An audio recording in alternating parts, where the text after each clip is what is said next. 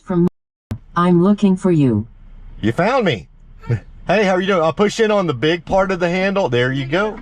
I just got your message that you were looking for me, and you found me. Yeah, there's obviously a delay. No worries. Let's get on the road. All right. How are you doing today? I'm doing great. How are you? I'm doing great as well. It's a hot one. It is. I was at swim practice with my sister-in-law, and I burned.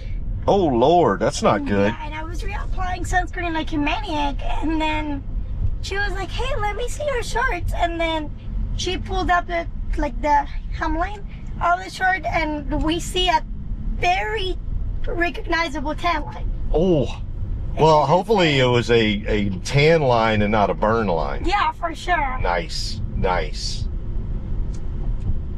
Yeah, but they really don't play about the Texas heat. No. When they say it's hot, it is. It is hot. So I saw today, I don't know, but showing on my screen it's 92, but man, it feels a lot hotter than 92. It, earlier today, I think it was 95 absolute temperature, but it said feels like 103. That's when you know summer has arrived in Texas. And it's, it is insane. We have 3 dogs. We have a little Shih Tzu. She has very long coat. We have 2 golden retrievers. None of them have been wanting to go outside to walk. Like they can go outside, do their thing, and come back. But it's so insanely hot that this morning when we took them out for a walk, one of our golden retrievers literally just sat there. Ha! She just looked at me like, no. Yeah. I was like, hey, no, they're smart. Walk, Leah, come on. And she looked at me and she was like, no. No. She's like, you go ahead. I'm fine. And then I'm like, hey, you need Tell me how it is. Yeah, I'm like, you need to walk. She's overweight and the doctor has said that she needs to walk. And she just sat her ass down and she was like, I am not walking. Yeah. She's like, I may be, you said overweight? She's overweight, yeah. Yes. I may be overweight, but I'm not going to die of heat stroke. How about that? And so I had to carry her. Oh, she's Lord. Bigger than me and heavier than me to the shadow, because then I was telling her, like, okay, fine, we can just go on a trail. You don't have to walk like the main trail. We can just go on another trail that has more shadow for you, and it's okay. And I promise you that sun won't get you. And she kept nodding no. That she knew. I was like, come on, Leah, let me show you. And she was like, absolutely not. That's so I had to carry her, and I'm like 4'11". I weigh like 98 pounds. And I'm carrying this dog. One of our neighbors looks at me. He's like, you okay? And I'm like, yeah, I'm fine. That's funny. I've actually been in that situation before myself, where it was, the heat kind of crept up on us, and I had one of my dogs out for a walk, and he just gave up. He said, nope. And so we got into the shade, in a tree line, let him cool down, and just then said, okay, let's try to get on home. And he was like, nope, I'm done. So I had to pick his butt up and carry him like a half mile. Yeah. And it's like people driving by looking at you like. And some people, roll down their windows. They're like, are you okay? Do you need help? Is your dog injured? No, she's just like, you just need to let her be. Yep. That's funny. It was insane. And then obviously she walked, but the moment that she saw the sun again, she sat down again, and she looked at me like, okay, I'm just waiting for you to do the same thing. Yeah, it's like PTSD. They're like, nope, I know exactly what's about to happen when I go into that sunlight. Yeah. Yeah, they don't have the same ability to cool themselves like us, right? Because they don't have like the sweat glands and all that. So, yeah, it's been hot lately, but not like this hot. Like, this was the first day that I felt like, okay, this is like Texas summer heat hot. It is really insane. I feel like it's hotter than last year, too. Yeah, today. Today. Well, this and this early in June. Like, usually we get a reprieve, like June, I don't know. July. Yeah, it seems like right before, like a week or two before July 4th holiday is when and July 4th holiday is always just a beast, right? But man, this is like early June. Like kids just got out of school. No reprieve. Absolutely insane. Yeah. How about everything else?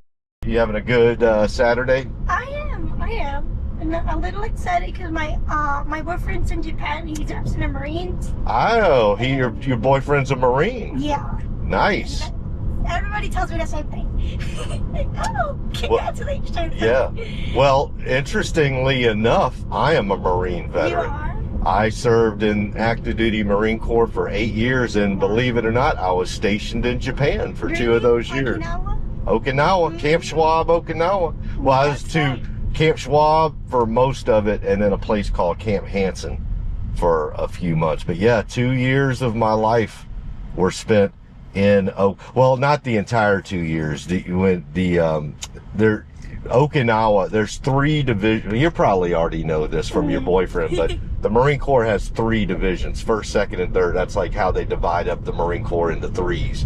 And the 3rd division is based out of Okinawa, Japan. So it's a big, I mean, there may be more Marines on Okinawa than there are.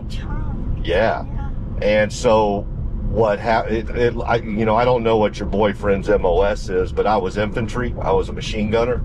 So we have to do quite a lot of, or we had to do, I'm 56 now, I don't do a damn thing. But back then, you go on field operations all around the Asia Pacific perimeter. And so from Okinawa was like our main base, like that's where you were stationed. But from there, we were sent to the Philippines, to Korea, Thailand, and a few other, small islands around that area. So, do you know, what does your boyfriend do in the Marine Corps? He's doing something related to what's it called? It's not machinery, it's mechanics. Okay, so he's a mechanic. Mm-hmm. So probably he could be a lot of different things. He could be marine helicopters, could be amphibious vehicles. That's pretty cool, though. I'm glad he's learning a trade. Yeah. In the Marine Corps. It's very exciting, and we just got told. So it's very interesting. I don't know if it happens to a lot of people, but this is his first contract. Yeah. So he just got into the Marines. What was it? Maybe last year. He finished boot camp around February, March of last year. Yep. He spent a couple months in North Carolina, and then suddenly he's like, "Hey, we need to talk." And I'm like, "Well." Yep. I know exactly what happened to him. I just looked at him. I was like, well, my relationship's going down the drain. And, we've been friends and we've been together for a really long time. But you still wonder. I was like, okay, this changed a lot of things because it was a lot of months apart. A lot of, not necessarily doubt, but missing each other, which was something that we were not really used to doing. Yeah. And then it was like, well, it's time for us to break up. And he's like, I am going to Okinawa. We need to get married. And I looked at him and was like, okay. And then I've been applying to go to med school. I recently got into the med school in UH. Oh, awesome. Congratulations. Thank you. And I wasn't necessarily doubting myself, but I'm a little older than the median to go to med school, so I'm about to be 25. You normally start med school around 23, 22. So I was like, I don't know. So that's literally just 2 years. Yeah, no, for sure. But people are always so pressed about you have to start at a certain age. Because there's so much education you got to get through. Yeah. And I was like, well, I didn't really know that I wanted to go to med school until like 2 years ago. I woke up one day, I was like, I really want to go to med school. And everybody looked at me and like, you're insane. And I was like, yes, I am. And so we were going ahead with the wedding, and I had applied to med school. I didn't think I was gonna get in so soon. Normally you get rejected 1 or 2 cycles before you get in, especially if you don't do it as soon as you graduate from college, like to get your bachelor's. Mm-hmm. And so, he tells me I'm not very big on like romantic gestures or anything like that. So when he told me like, hey, we need to get married, and then obviously he was like, that was a Jacket's proposal. So then he took me, he proposed the whole thing. I didn't get a ring because I didn't want one. I just keep losing things. It's just that thing. Okay. So I ended up getting a little necklace with our names engraved and everything. We're all that's excited. sweet. My mother-in-law is like jumping for joy because she's known me since I was a little girl, and now she's like, finally, after turns and tribulations, you guys are finally setting the deal. And so then I get my letter, and I think I'm gonna get rejected, and they're like, congratulations, you have been accepted in your first text. That's awesome. And I matched to, you know, that program that I wanted. And so he looks at me, and I look at him, and he's like, so what are we gonna do? And I was like, well, I don't know. You know, we could get married, but I'm gonna stay here, or we could not get married and just wait, you know, until your contract's done. If you wanna keep going, you keep going, but you try to come back, and if not, then we'll figure something out. And so we had to think about it really hard, because I was very excited about the wedding, but I was also very excited about med school, and I was about to not do med school. Oh no. And he was the one that told me, like, hey, I think you're right. We should put the brakes on the engagement. We should stay engaged, but you should definitely, like, you should stay. That's awesome. I'm glad he said that to you.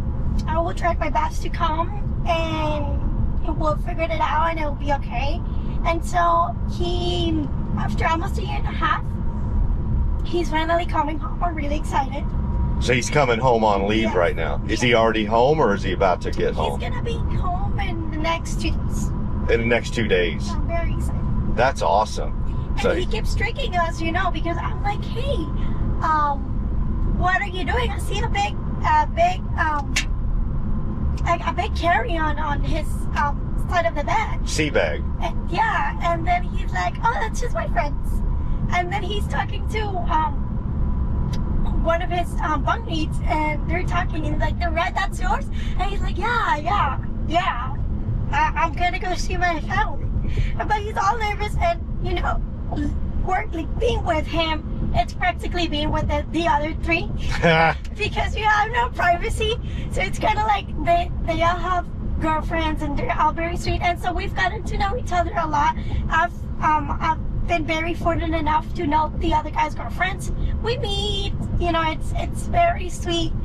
And so he's lying through his teeth, and the same way I know him, I got to know the other 3, because obviously he has so much time spent together. You just know, and I'm like, you're lying to me. He's like, I'm not lying. And then he cuts out of the frame, and he starts laughing. So one of you 4 is lying, and you guys need to tell me the truth right now.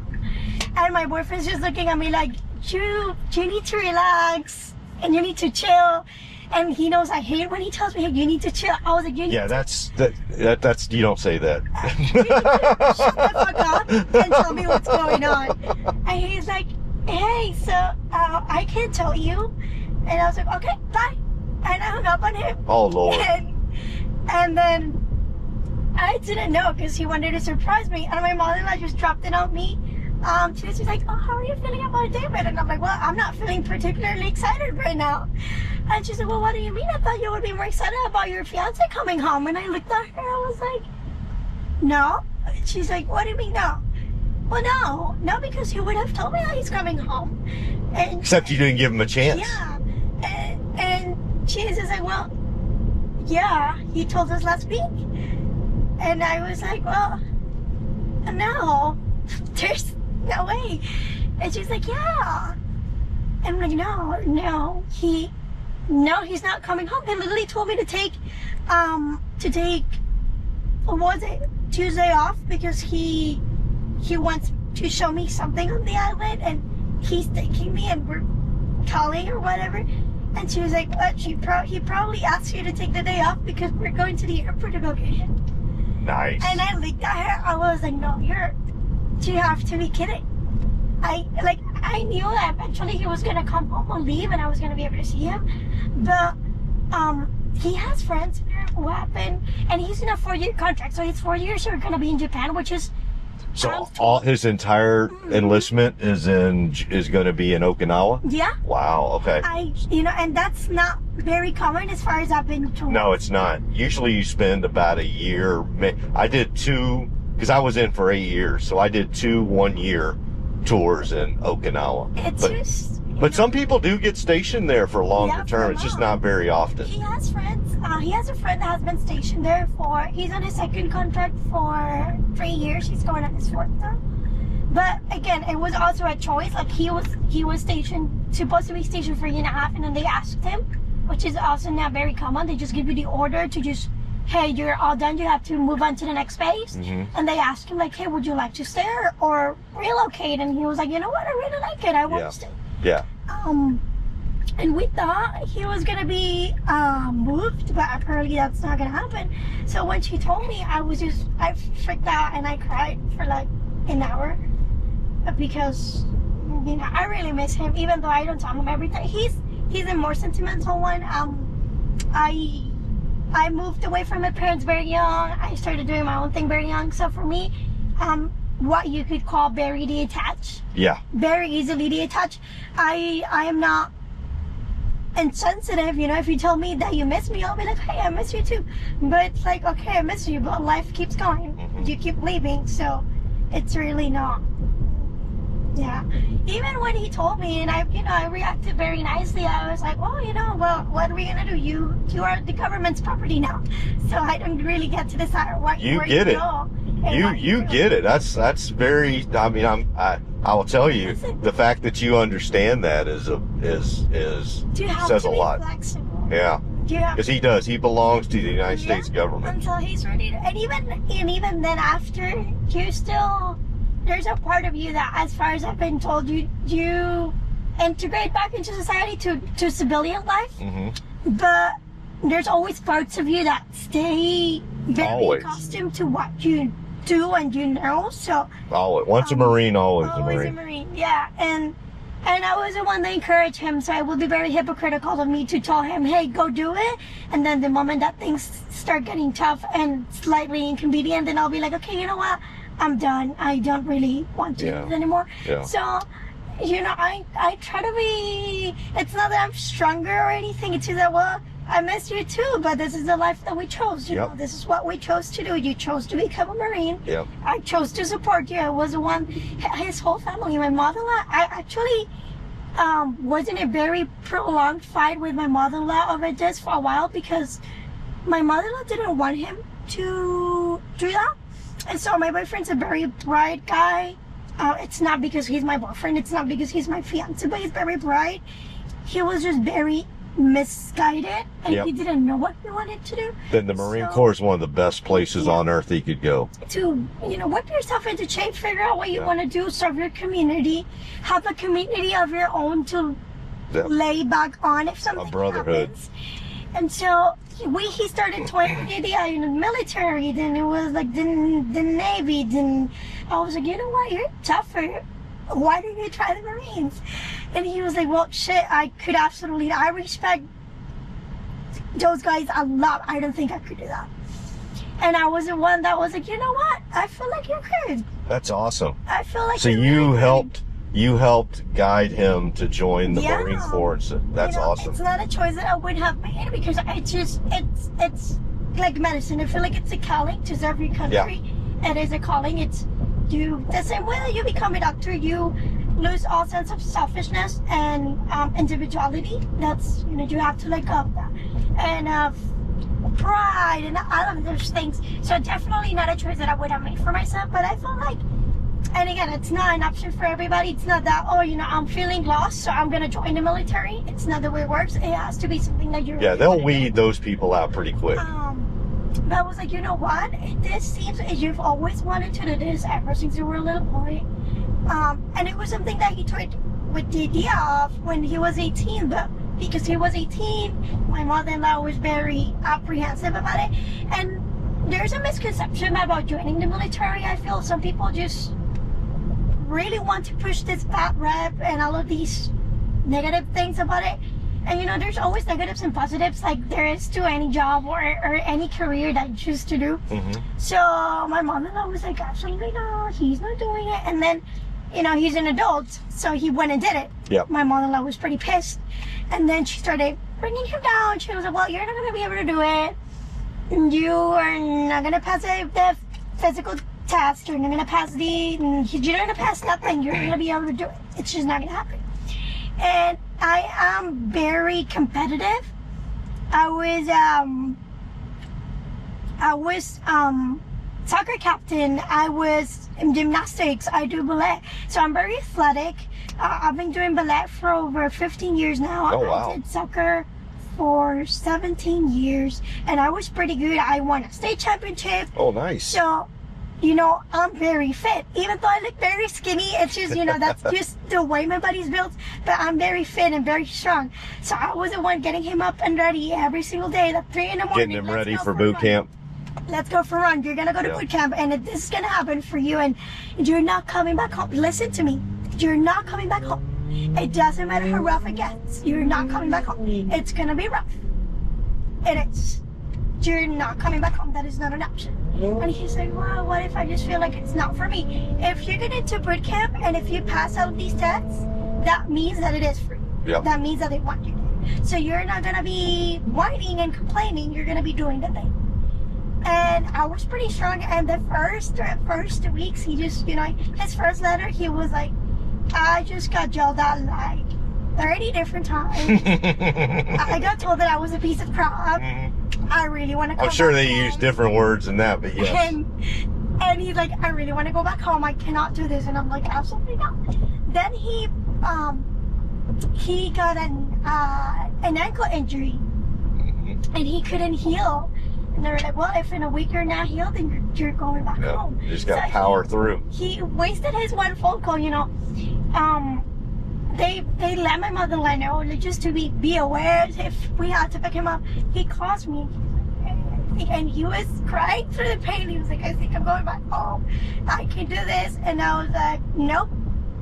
You're powering through the pain. I don't care. And he was mean. He was like, well, you're sounding like my staff sergeant. Like, what are you? And what do you mean power through the pain? Like, that's insane. You Gotta do it. You're becoming a doctor. You wouldn't tell your patient to power through the pain. No, because my patients are my patients, and my boyfriend is my boyfriend who wanted. And the nation's security doesn't depend on your patients. Yeah, absolutely not. So you need to stop being a bitch. Yeah. And he like that. You're a Marine. You're different. I could sense his voice. He was pretty pissed. Good. And, you know, Good. You toughened him up. Yeah. He cut the call. He was like, I don't really want to talk to you. I'm like, okay, awesome. I don't want to talk to you either. I'm very disappointed. But guess what? We're stuck in this because the other option is for us to break up, and that's not going to happen. I haven't been with you for like 8 years of my life for you to just break up with me over this. You need to stop being a bitch, and you need to do what you need to do. And then I hung up on him. My mother-in-law's mad. She was like, well, he wants to come back home. You need to shut the fuck up and sit down. And I'm sorry. I've known you since I was a little girl, and I can tell you this. You babied him for the most part. So you need to let it go. And, you know, she was pretty much, she didn't talk to me until he got back from boot camp. We went for his graduation, and she wouldn't talk to me. And so, then, you know, everything was okay. But my mother-in-law, and even in letters, she was like, you're not going to make it. Come back home. It doesn't matter what she says. You're not going to make it. She's the only one who sees that in you because she sleeps with you. She's just saying it because she would try to poison him. She was like, she's the only one who sees it because she sleeps with you and because she wants the benefit. Ooh, like, so she was getting visceral. I was like, ma'am, Lord have mercy, mama. On a scholarship, a full ride. Nobody gets into med school with a full ride scholarship. Do you know who got into med school with a full ride? Me, because I'm fucking smart. So I don't need no money. I certainly don't need the burden of marriage on my shoulders right now. Yeah. I would marry him because I love him. Nice. And because if something happens to him, I want to be the one to decide what we're gonna do with him and how things are gonna roll. Yep. I wouldn't do it because I want some stupid benefit. No offense to the benefits, they're awesome, they're great. Yeah. But it's not the reason why I would marry him. I've been with him for 8 years. I didn't even know if he wanted to become a Marine or not. Yeah. This just happened. and I happened to support it, because if I didn't, then he was gonna be really discouraged. So I wasn't gonna be the one to break up his heart and like break his dreams. Like, you don't do that. Nope. You know, and You gave him the words he needed. He didn't want to hear it, but he needed No, it. you know, and now he's a Marine. Yeah. And it was tough. And sometimes from time to time, he'll still bring it up. He'll be It's like, over here? And the other one. The up a This little. one, right? This one? Okay. And it got pretty close. Let me move it up a little closer for you. All right. Let me get the door open. Sometimes All right. he'll still be angry. You have to get over it. That's right. Well, it's great talk. Oh, you push on that button at the top and then push out under the yes, man. It was so nice talking to It you. was so nice. Absolutely. Thank you. Hoorah. Tell him Semper Fi for me. Bye-bye.